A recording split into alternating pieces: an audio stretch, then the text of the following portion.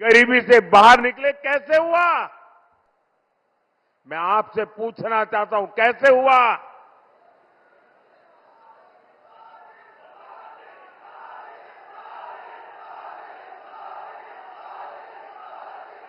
कैसे हुआ? कैसे हुआ?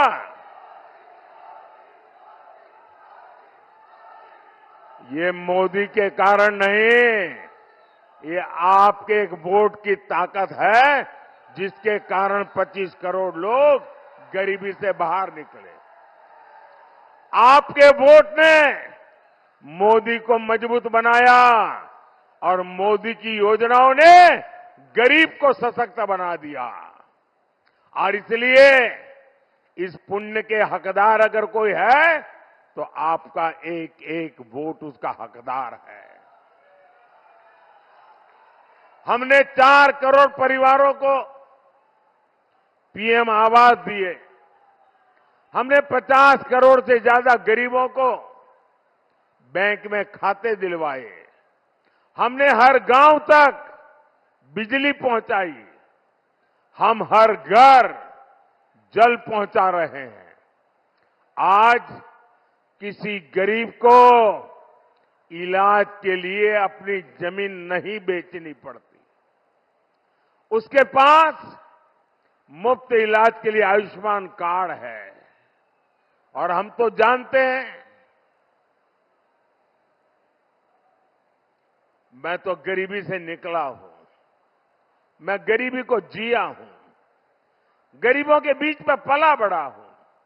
और इसलिए मैं अपने जीवन को आंखों के सामने जो चीजें देखी थी, आज भी अगर कोई गरीब मां बीमार हो जाती है तो परिवार में किसी को भी पता नहीं चलने देती कि उसे दर्द हो रहा है, पीड़ा हो रही है। वो मां दिन भर काम करती रहती है, पीड़ा सहती रहती है, परिवार में बच्चों को पता नहीं चलने देती कि मुझे इतनी बड़ी पीड़ा होती है।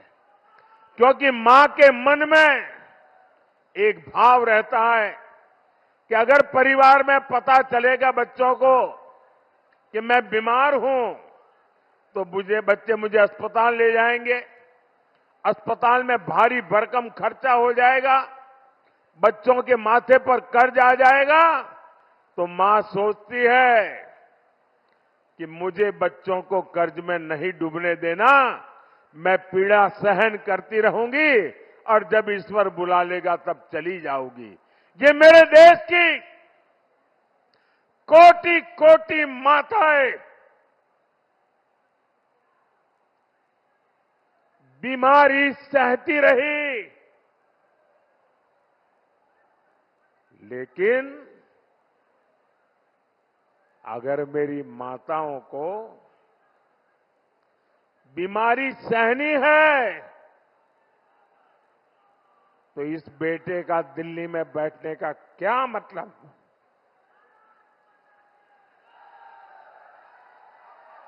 और इसलिए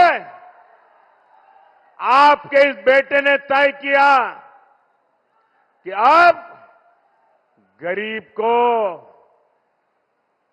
बीमारी में इलाज की जिम्मेदारी मोदी उठाएगा। आज आयुष्मान योजना करोड़ों परिवारों को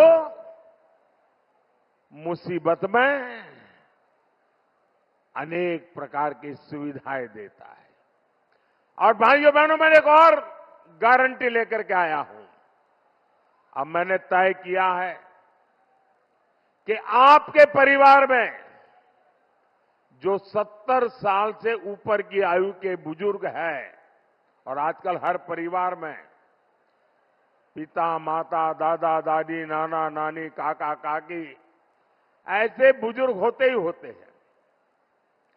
और 70 साल के बाद एक आध बीमारी तो आ ही जाती है, दवाई का खर्चा भी हो जाता है।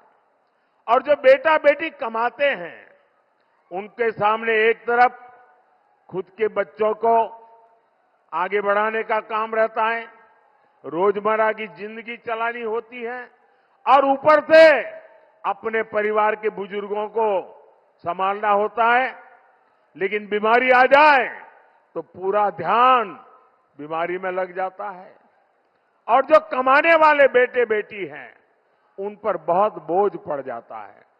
तो मोदी ने गारंटी दी है, अब किसी कमाने वाले बेटे बेटी पर ये बोझ मैं नहीं पड़ने दूंगा।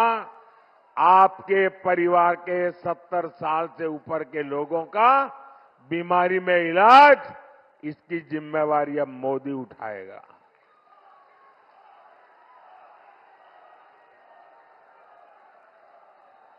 साथियों, सपा के दौर में यूपी में ये हाल था कि माफिया लाल बत्ती में घूमते थे, खुली जीप में कानून को चेतावनी देते थे, विरोधियों को खुलेआम गोलियों से भून दिया जाता था, दंगों को यूपी की पहचान बना दिया गया था।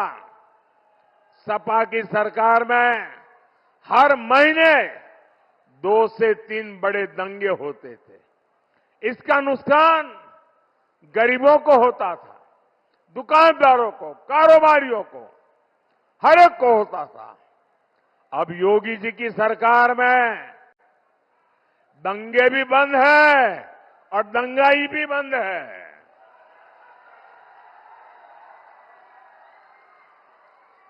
साथियों, वोट के लिए, सत्ता के लिए सपा कांग्रेस वाले कुछ भी कर सकते हैं। सपा के शहजादे ने कभी कहा था कि माफिया की एंट्री पर रोक लगाएंगे और फिर वो माफिया के चरणों में ही जाकर के बैठ गए। सपा ने माफियाओं को पाला पोसा, उन्हें टिकट दिया। जो अपनी बात पर कायम नहीं रह सका वो आपकी लड़ाई कभी नहीं लड़ सकता।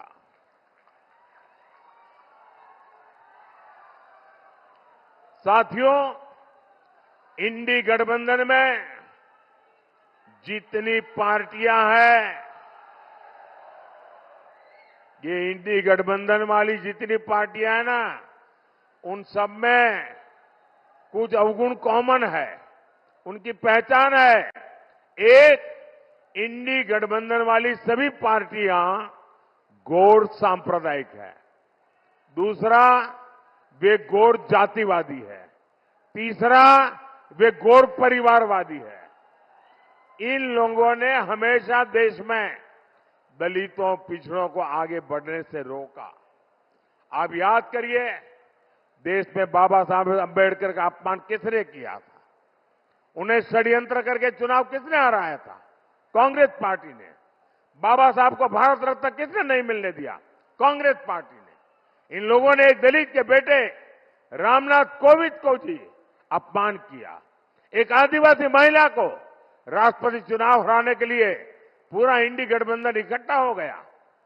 और यही वो लोग हैं जिन्होंने राजा सोहेलदेव जैसे महान वीर का कभी सम्मान नहीं होने दिया। बीजेपी ने उनकी स्मृति में डाक टिकट जारी की। आज उनके नाम पर ट्रेन चल रही है। साथियों, अब इंडी गठबंधन वाले दलितों, पिछड़ों का आरक्षण लूटने में लगे हैं। ये लोग दलितों, पिछड़ों का आरक्षण बंद करके उसे धर्म के आधार पर देने की साजिश कर रहे हैं। ये लोग पासी, जाटव, लोनिया, कुर्मी, यादव, बिंद, निषाद, कुर्मी, पटेल जैसी अनेक जातियों का सबका आरक्षण छीनने के लिए उन्होंने प्लान किया हुआ है और कर्नाटका में लागू किया। कर्नाटका में उन्होंने रातों रात मुसलमानों को ओबीसी बना दिया और ओबीसी का सारा आरक्षण छीन लिया। अब बंगाल में तो इनका बहुत बड़ा षड्यंत्र खुला है। 2 दिन पहले कलकत्ता हाईकोर्ट ने पर्दा उठाया। वहां क्या खेल चल रहा था? बंगाल में लगभग सारा ओबीसी आरक्षण मुसलमानों और घुसपैठियों को दिया जा रहा था। ये कांग्रेस, सपा, टीएमसी के गठबंधन साथी ये सब एससी, एसटी, ओबीसी आरक्षण की इस लूट में एक साथ खड़े हैं। और कौन एसटी, एसटी, ओबीसी का आरक्षण के पक्ष में इनसे मोर्चा ले रहा है? इनके सामने आज सीना तान के कौन लड़ाई लड़ रहा है? ये मोदी लड़ाई लड़ रहा है। और मैं आपको गारंटी देता हूं, जब तक मोदी जिंदा है, जब तक मोदी जिंदा है, एससी, एसटी, ओबीसी का आरक्षण मैं किसी हालत में उनको छीनने नहीं दूंगा। मैं धर्म के आधार पर खेल खेलने नहीं दूंगा। वंचितों का जो अधिकार है, वंचितों का जो अधिकार है, मोदी उसका चौकीदार है। साथियों, इंडी गठबंधन तुष्टीकरण की सनक में हर हद पार कर रहा है। ये लोग राम मंदिर का अपमान कर रहे हैं। सपा के नेता राम मंदिर को बेकार और पाखंड बताते हैं। कांग्रेस के शहजादे वो तो राम मंदिर पर ताला लगवाने का प्लान बना रहे हैं। इतना ही नहीं, इंडी गठबंधन वालों ने एक और ऐलान किया है। ये कह रहे हैं कि कश्मीर में आर्टिकल 370, धारा 370 फिर से वापस लाएंगे। यानी कांग्रेस फिर से कश्मीर को आतंकवाद की आग में झोंकेगी। कांग्रेस फिर से पाकिस्तान के हौसले बुलंद करेगी। ये फिर से हमारे सैनिकों का खून बहाना चाहते हैं। गाजीपुर की जनता ये होने नहीं देगी, मुझे पूरा भरोसा है। गाजीपुर लोगों को तो गर्व है कि आज जिस जम्मू कश्मीर की दुनिया में चर्चा हो रही है, वहां के चुनावों की चर्चा हो रही है, बढ़ चढ़ करके आज जम्मू कश्मीर का जो मतदान हो रहा है उसका गौरवगान हो रहा है, तो गाजीपुर के हर व्यक्ति को गर्व होता है कि गाजीपुर का बेटा आज जम्मू कश्मीर की कमान संभाल रहा है।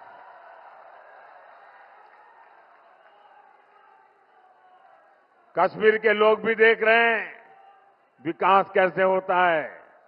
अब कश्मीर में भी लोग गाजीपुर का नाम जान गए हैं। साथियों, गाजीपुर ने देखा है कमल खिलता है तो विकास की खुशबू कैसे फैलती है।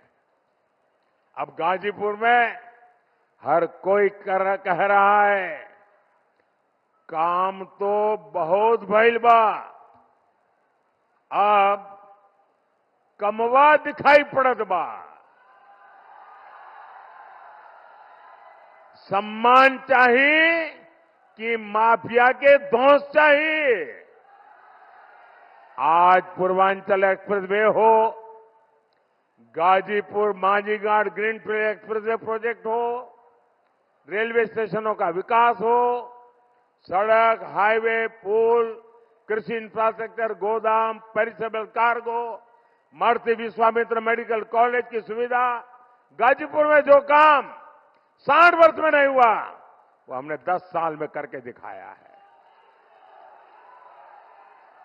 साथियों, मुझे विकसित भारत के संकल्प के लिए गाजीपुर का भरपूर मार्गदर्शन, समर्थन चाहिए। 400 पार में मुझे एक कमल गाजीपुर का चाहिए। मां भारती के चरणों में गाजीपुर का कमल भी चढ़ना चाहिए। चढ़ेगा? पक्का चढ़ेगा? 1 जून को भाई पारसनाथ राय जी को आप भारी बहुमत से जिताए और उन कमल के निशान पर दिया हुआ हर वोट मोदी के खाते में जाएगा।